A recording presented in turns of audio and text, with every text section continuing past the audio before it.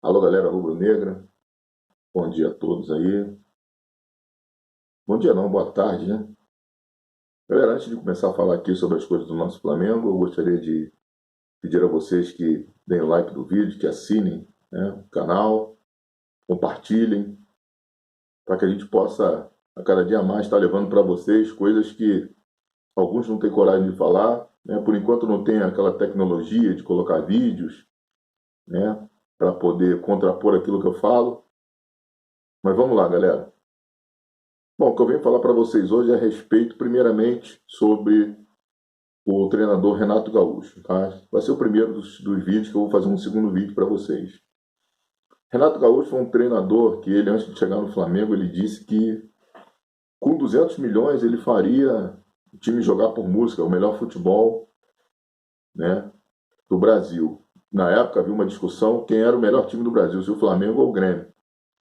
E aí, antes do jogo, eles criaram todo um clima, né, de animosidade entre os times, ele dizendo que o Grêmio era o melhor futebol do Brasil, que o Flamengo não era, que eles iam fazer, acontecer, e o que nós vimos foi, o primeiro jogo foi 1-1 em Porto Alegre, quarta de final, semifinal de Libertadores, mas nós fizemos 4 gols para valer um, né? Quem lembra aquele jogo, teve 2 gols do Gabigol anulados, teve mais um pênalti que não foi marcado pelo juiz, e mais um gol anulado do Bruno Henrique.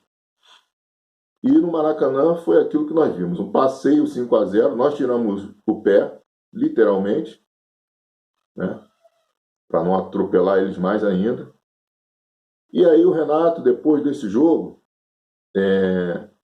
ele disse, né, como uma das suas desculpas, que ele vive de desculpa, né, que com 200 milhões ele faria um time para ganhar tudo e jogar bem. Eu fico vendo um monte de gente na imprensa falando um monte de papagaiada, um monte de besteira. Ah, que o Flamengo não vai jogar a mesma coisa de 2019. Ah, que o Flamengo não é o mesmo time de 2019. Gente, olha só. Vamos lá. Diogo Alves, goleiro atual, goleiro em 2019. Claro que entre o Isla e o Rafinha, o Rafinha é mais jogador que o Isla, mas o abismo não é tão grande, tá? Não é tão grande. Claro que o Rafinha é muito mais jogador, mas o Isla não é um cara pereba, né? Jogador de seleção, entendeu? Então é um bom jogador, tá? Quebraria o galho. Na zaga central continua o mesmo, Rodrigo Caio.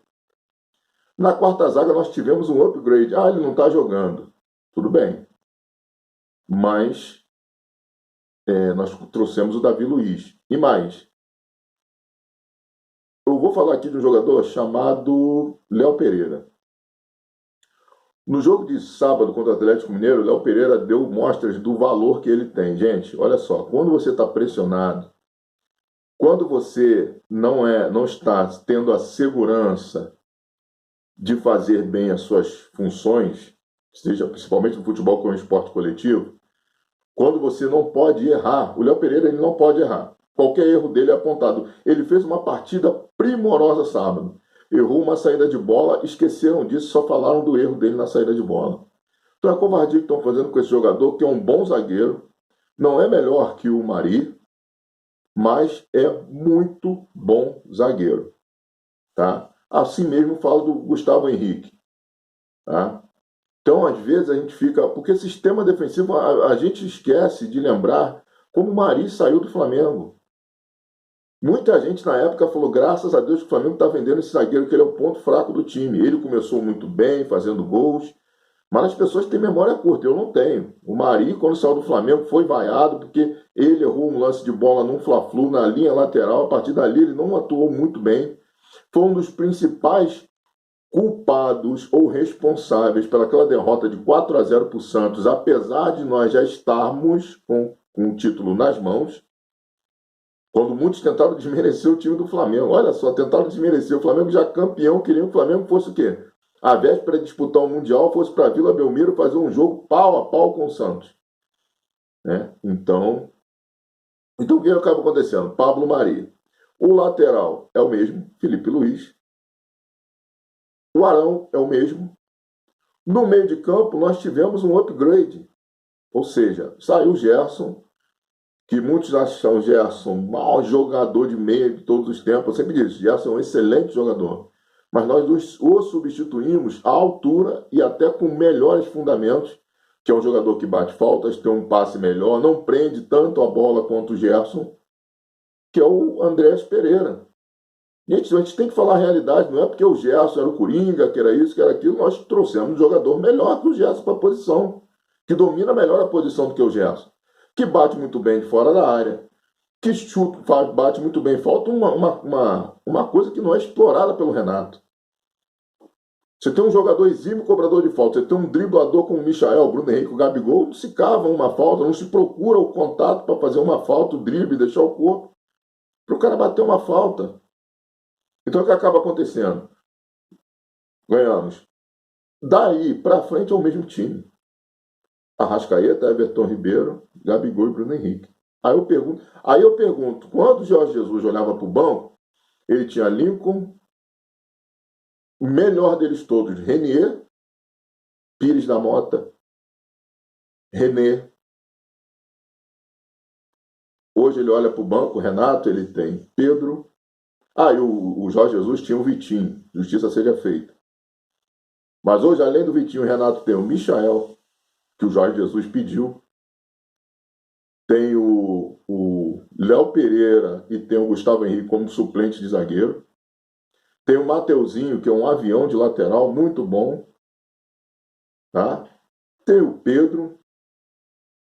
Tem o Kennedy. Olha quantas opções. E fora o Thiago Maia. E o Thiago Maia, de uma hora para outra, virou mau jogador. Um cara que ano passado era cantado em verso e prosa. Diego.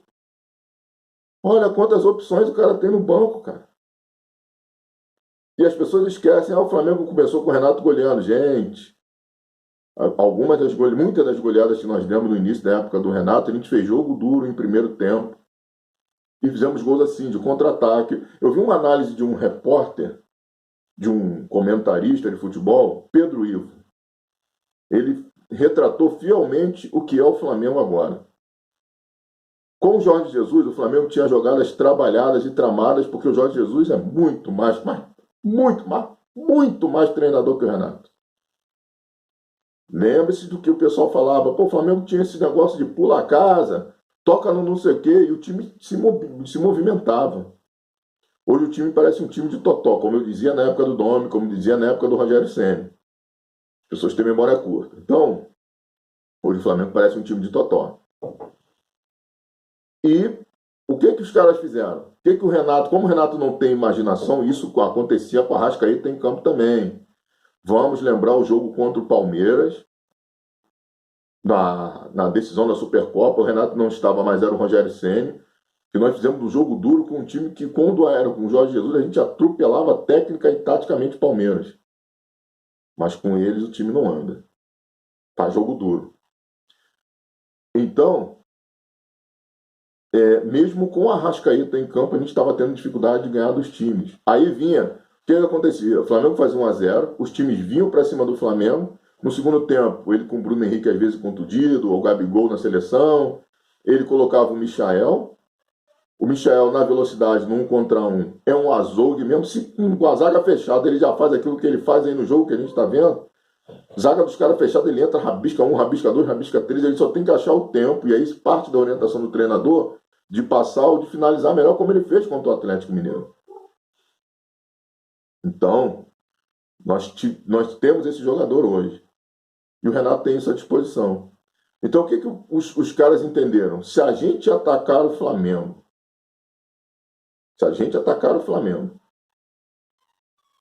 e ficar tomando contra-ataque, a gente vai ser goleado. Porque o Michel no 1 contra 1 é muito bom, o Bruno Henrique é muito veloz, o Gabigol tem boa velocidade e é excelente finalizador. Por isso o Gabigol estava fazendo muito gol, o Bruno Henrique fazendo muito gol. Quando acharam o segredo, olha só, vamos testar isso aqui, vamos nos fechar e ver do que esse Flamengo é capaz. Aí aquela movimentação, as infiltrações que o Flamengo tinha se perderam, porque fica cruzando bola sobre a área. É o que acontece, quem está tomando contra-ataque é o Flamengo. Quando você joga com linha alta e exposto, vai tomar contra-ataque, vai tomar gol. Vide os 2 últimos gols que tomou contra o Atlético Paranaense. Tá? E até a jogada do primeiro gol, que foi pênalti, mas foi uma jogada de contra-ataque também. Então, se você marca pressão e não tem não toma essa bola lá em cima, fica complicado. Eu quero entender como um time que tecnicamente perdeu só o lateral direito, que tecnicamente só o lateral direito é inferior. Eu acho o André superior ao Gerson e o Davi Luiz em relação ao Pablo Mari, não vou nem comentar. Tudo bem que o Davi Luiz ainda não jogou, porém o Gustavo Henrique ou o Léo Pereira não são, obviamente, não são melhores que o Pablo Mari, mas não são jogadores ruins, gente. E esses caras estavam sendo cogitados para a seleção brasileira na época do Santos e do Atlético Paranaense. O jogador que chega a ser cogitado ou lembrado não pode ser um jogador ruim. Mas se jogar exposto, não tem. Pô, a gente está vendo o Rodrigo Caio fazendo atuações pífias, mas ele tem uma boa vontade por parte da imprensa que é complicada. Mas eu já estou vendo gente contestando o Rodrigo Caio, dizendo que na época do São Paulo alguns tinham razão, dizendo que ele era zagueiro de condomínio. Eu não acho, eu acho ele um excelente zagueiro. Mas também não é o Baresi, não é o Thiago Silva, não é.